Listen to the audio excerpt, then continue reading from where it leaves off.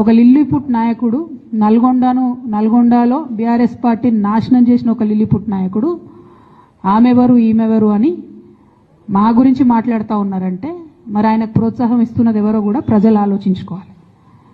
ఇవాళ నల్గొండ జిల్లాలో ఒక సీటు కూడా రాలే.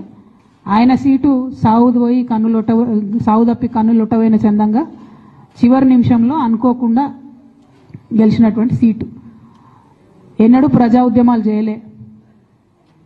కేసీఆర్ గారు లేకపోతే మరి నువ్వెవరు? అది కూడా ఆలోచించుకోవాలి కదా. కేసీఆర్ గారు లేకపోతే బీఆర్ఎస్ పార్టీలో ఉన్న ఏ నాయకుడైనా ఎవరు? ప్రజలకు మనందరినీ పరిచయం చేసింది కేసీఆర్ గారే కదా. మనలో మనం కన్ఫ్యూజన్ ఉన్నప్పుడు ఇష్టం వచ్చినట్టు మాట్లాడుకోవచ్చా? ఈ లిల్లీపుట్ నాయకుడు మాట్లాడంగానే ఇంకో చిన్న పిల్లగాడు నిన్నగాక మొన్న మా పార్టీలోకి వచ్చిన వాళ్ళు కూడా ఎటుపడతట్టు మాట్లాడు. అసలు ఎవరు మీరు? మీకు తెలంగాణ ఉద్యమంతో సంబంధం ఏంది? బీఆర్ఎస్ అధికారంలోకి వచ్చినాక బీఆర్ఎస్లోకి వచ్చి పదవులు పొంది ఉల్టా నా మీదనే మాట్లాడతారా మీరు? మేము ఉద్యమం చేసిందే మీ మీద కదా.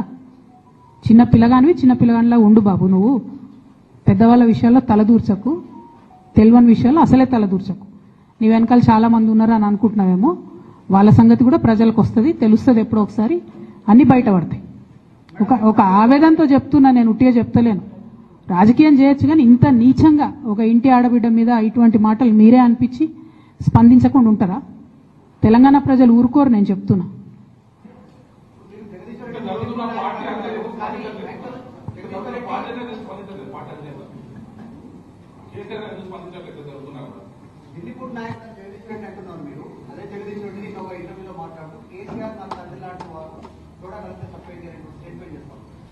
నేనేమంటున్నా, కేసీఆర్ గారు నాకు తండ్రి.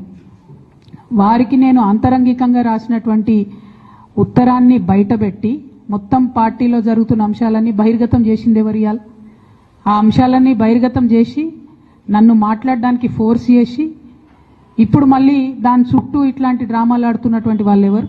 ప్రజలకు కూడా తెలుస్తుంది తప్పకుండా.